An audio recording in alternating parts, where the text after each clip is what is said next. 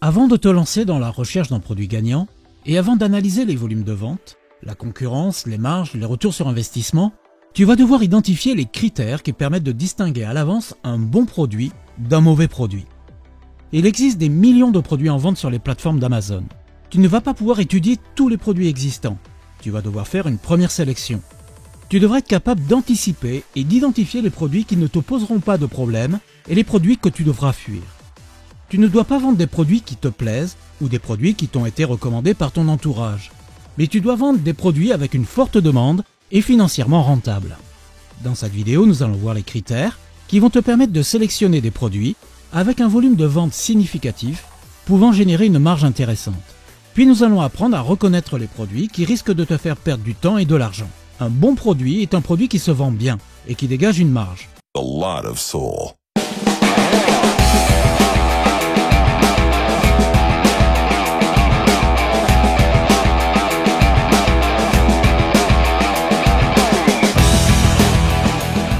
Dans un premier temps, nous allons voir 5 critères qui vont te permettre de reconnaître un bon produit.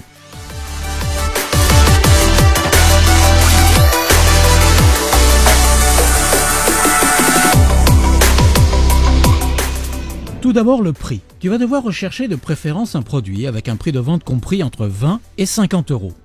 Alors pourquoi un critère de prix entre 20 et 50 euros? En dessous de 20 euros, il te sera difficile de dégager une marge.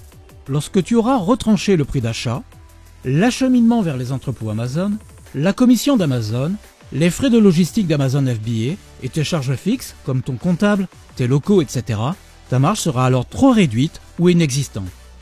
De plus, en dessous de 20 euros l'unité, il existe de nombreux importateurs chinois qui sont en mesure de vendre de grosses quantités avec de faibles marges. Et pour finir, si ton produit de vente est inférieur à 25 euros, il ne sera pas éligible à la livraison gratuite par Amazon dans le cadre de l'abonnement Prime. Cela pourra rebuter de nombreux acheteurs potentiels. Au-dessus de 50 euros, il te faudra un gros capital pour commencer. Ton investissement de départ risque d'être trop important pour une première expérience. De plus, pour un achat supérieur à 50 euros, les clients préféreront réfléchir et en parler à leur conjoint. Les clients auront besoin de conseils et souhaiteront éventuellement contacter le service clientèle avant d'acheter. Les clients vont trop réfléchir et seront moins enclins à un achat d'impulsion. À présent, nous allons nous rendre sur le site d'Amazon pour que je puisse te montrer la différence entre le prix conseillé et le prix de vente d'un produit. Prenons l'exemple de cette balance. Le prix de vente conseillé est de 69,99 euros. Juste en dessous, le prix de vente est de 39 euros.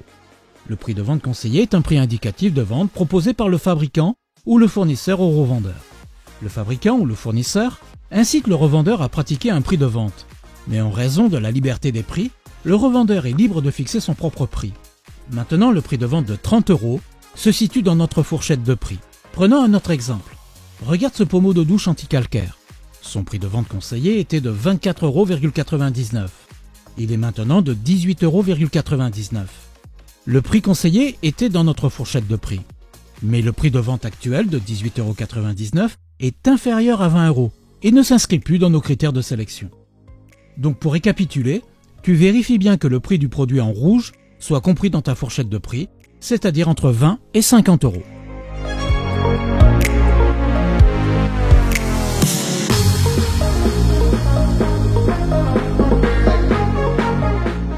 Tu vas devoir rechercher de préférence un produit avec un BSR compris entre 500 et 3000. Le BSR signifie le Best Sellers Rank, c'est-à-dire mot à mot le classement des meilleurs vendeurs. Amazon attribue à chaque produit un score, le BSR. Ce score BSR est recalculé pratiquement toutes les heures. C'est donc une mesure assez précise qui va beaucoup nous intéresser. Chaque catégorie de produits a son propre classement BSR. Ainsi, chaque produit a un score de classement parmi les autres produits au sein de la même catégorie. En d'autres termes, tu ne peux pas comparer le BSR d'un produit faisant partie de la catégorie bébé et puériculture et le BSR d'un produit faisant partie de la catégorie auto et moto. Prenons un produit, par exemple cette bouteille isotherme. Tu vas scroller pour descendre plus bas dans la page du produit. Tu vas atteindre la section qui se nomme « Informations sur le produit ». Dans la section de droite, tu regardes la rubrique « Informations complémentaires ». La ligne « Classement des meilleures ventes d'Amazon ». Le BSR est actuellement de 7942. Attention, c'est la catégorie de premier niveau qui nous intéresse. Dans notre exemple, la catégorie de premier niveau est sport et loisirs. En revanche, le produit a également un BSR de 171 dans la catégorie gourde de camping et randonnée. Si tu cliques sur le lien gourde de camping et randonnée, une nouvelle page s'ouvre. Tu peux le constater, la catégorie gourde est une sous-catégorie de la catégorie hydratation, qui elle-même est une sous-catégorie de la catégorie camping et randonnée, qui elle-même est une sous-catégorie de sport et loisirs. Or, nous ne souhaitons connaître que le BSR de la principale catégorie, c'est-à-dire de la catégorie sport et loisirs. Un BSR de 7942 ne signifie rien en soi. Nous allons essayer d'en savoir plus. Nous allons nous rendre sur le site de Jungle Scout pour utiliser un outil gratuit. Tu saisis dans l'URL www.junglescout.com. Dans la rubrique ressources, tu sélectionnes Estimator Tool. Dans le premier champ, tu saisis le BSR que nous avions trouvé dans la fiche produit, c'est-à-dire 7942. Dans le deuxième champ, tu sélectionnes ta marketplace. Nous étions sur la marketplace française. Tu sélectionnes donc France dans la liste déroulante. Dans le troisième champ, tu sélectionnes la catégorie du produit, sport et loisirs. Et tu valides. L'application de Jungle Scout va te calculer, en fonction de la marketplace, de la catégorie et du BSR, le nombre de ventes mensuelles du produit. Dans notre exemple, le nombre estimé de ventes par mois est de 79. 79 ventes est un nombre insuffisant. Si tu as acheté un stock de 300 unités, il te faudra plus de 3 mois pour écouler ton stock. C'est pour cela que tu dois rechercher un produit avec un BSR situé entre 500 et 3000.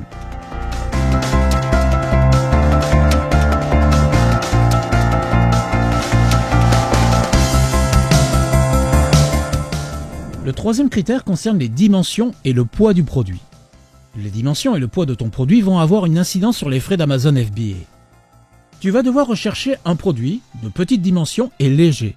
Plus ton produit sera petit et léger, moins tu auras de frais facturés par Amazon. Plus ton produit sera lourd et volumineux, plus tu devras payer de frais à Amazon FBA et ta marge va rapidement diminuer. Tu vas donc dans ta phase de démarrage rechercher un produit de taille standard et pesant moins de 1 kg pour ne pas avoir de surprise. Tu peux retrouver les frais d'Amazon FBA en saisissant l'URL service au pluriel .amazon.fr. Puis dans le menu, tu vas te rendre dans Service, Expédié par Amazon, Tarifs. En fonction des dimensions et du poids de ton produit, tu vas découvrir le montant des frais Amazon. Une solution plus simple consiste à installer par exemple la Chrome extension d'AMZ Scout. Lorsque tu seras sur le listing d'un produit, par exemple cette bouteille isotherme, la Chrome extension d'AMZ Scout va récupérer automatiquement le poids du produit, ses dimensions et son prix. Le calculateur va instantanément t'afficher les frais de stockage, de livraison d'Amazon FBA et la commission d'Amazon. Donc tu n'auras pas besoin de te rendre pour chaque produit sur la page serviceamazon.fr pour calculer tes frais de logistique facturés par Amazon FBA. Donc, dans ta phase de démarrage, tu vas préférer une taille standard avec un poids inférieur à 1 kg.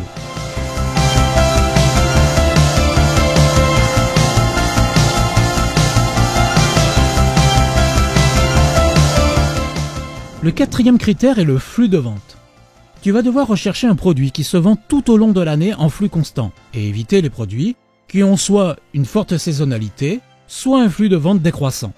Car pour anticiper tes volumes de vente, tes revenus et tes marges, tu as besoin d'un volume de vente stable dans le temps. Par exemple, dans ta phase de démarrage sur la plateforme Amazon, tu vas éviter les produits saisonniers, comme les bouées gonflables et les parasols qui se vendent qu'en été, et les décorations de Noël et les sapins de Noël qui ne se vendent qu'en hiver. De même, tu vas éviter de vendre des coques pour iPhone 3 qui se vendent de moins en moins, même si tu as obtenu un super prix pour ces coques de téléphone. La saisonnalité de certains produits est facilement prévisible. Mais si tu as des doutes, tu peux saisir le nom de ton produit dans Google Trends. Si tu te rends sur le site trends.google.fr et que tu lances une recherche sur le mot parasol, sur les 5 dernières années par exemple, tu vas constater que les internautes recherchent ce mot-clé entre le mois de mai et le mois d'août de chaque année. Le reste du temps, la demande est quasi nulle. Ce n'est donc pas un bon produit. De même, si tu recherches iPhone 3, tu vas remarquer que les recherches baissent d'année en année. Ce n'est donc pas un bon produit. Mais si tu recherches tondeuse à barbe, tu vas constater que la demande est soutenue tout au long de l'année, avec toutefois une pointe des ventes à la période des fêtes de Noël. La plupart des outils de recherche que nous étudierons dans nos prochaines vidéos vont te permettre de vérifier la saisonnalité des produits sélectionnés. De même, avec ces mêmes outils, tu vas pouvoir traquer une sélection de produits pour vérifier l'évolution des ventes jour après jour avant d'acheter ton stock de produits et ainsi éviter de mauvaises surprises.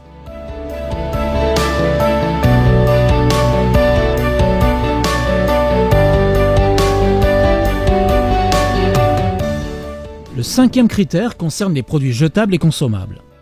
L'idéal est de trouver un produit jetable qui va engendrer des revenus récurrents, comme par exemple de la vaisselle jetable, des produits d'hygiène à usage unique, essuie-mains, mouchoirs. Un client satisfait par tes produits est un client conquis, qui ne va pas hésiter à renouveler son achat. Il est plus facile de vendre à un ancien client plutôt que d'essayer de vendre à un prospect qui ne te connaît pas encore. Un produit jetable et renouvelable permet d'obtenir des revenus stables, voire croissants dans le temps.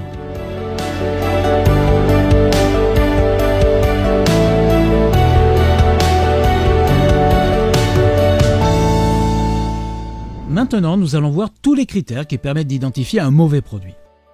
Comme la palisse aurait pu le dire, un mauvais produit n'est pas un bon produit. Donc un mauvais produit est un produit avec un prix de vente pas assez cher, inférieur à 20 €, ou trop cher, supérieur à 50 €. Un BSR supérieur à 3000 €, c'est-à-dire un produit qui ne se vend pas assez. Un produit volumineux, un produit qui pèse lourd, qui va te coûter cher en frais de logistique. Un produit saisonnier, ou dont les ventes ne cessent de baisser. Parmi les mauvais produits, on peut citer les produits électroniques, ou avec une mécanique trop compliquée.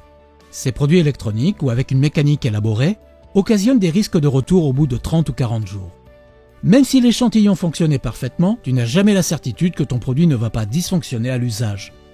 Il est préférable de s'orienter vers des produits simples composés de peu de pièces, des produits solides qui vont éviter des retours et de mauvais avis. Il ne faut surtout pas vendre des produits que tes clients peuvent facilement acheter à bas prix dans des grandes surfaces ou des magasins discount. Évite donc les produits vendus par Lidl, Jiffy, Stockomanie, La Foire Fouille, Action, Noz, etc. Ces chaînes de magasins achètent leurs produits par container entier qu'ils importent par bateau. Tu ne pourras pas lutter sur les prix. Tu dois rechercher des produits difficiles à trouver dans des magasins de proximité et qui se vendent plutôt sur Internet. Tu dois éviter les produits trop fragiles. Un produit fragile, comme des verres, de la porcelaine, des cadres, présente plusieurs inconvénients. Il y a un risque de casse qui va occasionner de nombreux retours, mais aussi de mauvais avis de clients insatisfaits. Tu dois prévoir des frais d'emballage supplémentaires pour éviter la casse durant le stockage et le transport.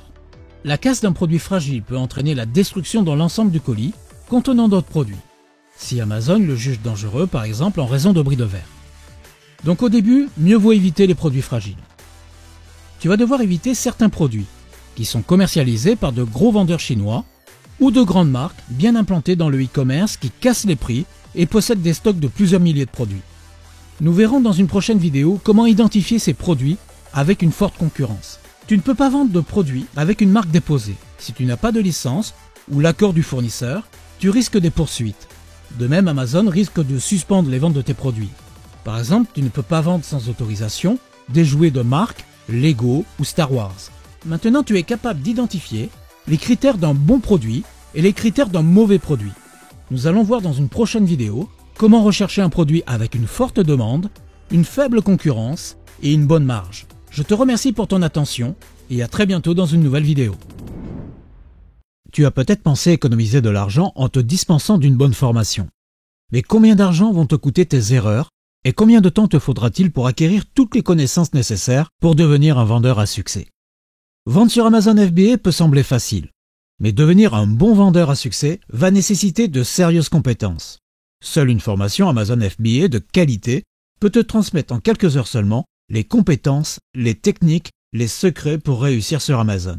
Il est nécessaire d'investir du temps pour maîtriser la plateforme d'Amazon, pour avoir une stratégie viable et durable, optimiser tes chances de succès et limiter les risques de commettre des erreurs coûteuses en débutant ton activité. Près de 90% des vendeurs en ligne sur Amazon n'appliquent pas la moindre méthode de marketing. C'est une véritable opportunité pour les vendeurs qui ont suivi une formation Amazon FBA et qui pourront mettre en application de véritables stratégies pour propulser leurs produits sur Amazon FBA. Si tu regardes des vidéos sur YouTube concernant Amazon FBA, tu es sûrement tombé sur l'une de ces vidéos. Julien, d'Oseille TV, compte plus de 20 000 abonnés qui apprécient son travail, ses conseils, ses astuces pour réussir sur Amazon FBA. Les commentaires et les avis sont unanimes. Il vit de son activité sur Amazon FBA et parcourt sans cesse le monde. C'est au prix d'énormes sacrifices qu'il a pu réussir sur Internet et partager avec toi son succès. Tu ne peux pas t'improviser expert sur Amazon FBA du jour au lendemain. C'est un parcours semé d'embûches. À force de travail acharné, Julien d'Oseille TV a mis au point des techniques, des process qui l'ont conduit au succès. Il est aujourd'hui reconnu comme le meilleur formateur francophone.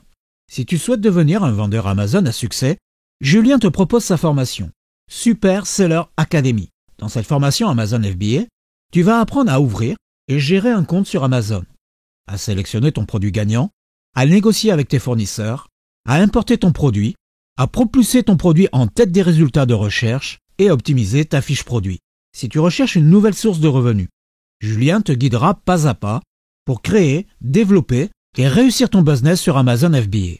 Il va t'enseigner avec des exemples concrets les processus exacts qu'il a mis en place pour créer son business sur Amazon FBA et atteindre le succès qu'il connaît aujourd'hui. Il est à noter que sa formation Amazon FBA est remise à jour en permanence. Et les mises à jour de sa formation sont gratuites à vie. Retrouve le programme de cette formation très complète en cliquant sur le lien que tu trouveras dans le descriptif de cette vidéo. Si tu as aimé cette vidéo, pense à nous laisser un like. Je te remercie pour ton écoute, abonne-toi à cette chaîne YouTube et active la cloche, car YouTube ne va pas forcément te prévenir quand une nouvelle vidéo sera mise en ligne, car nous allons réaliser dans les prochains jours de nombreuses vidéos à forte valeur ajoutée. À très bientôt dans une nouvelle vidéo pour devenir toi aussi un vendeur à succès sur Amazon FBA. A lot of soul.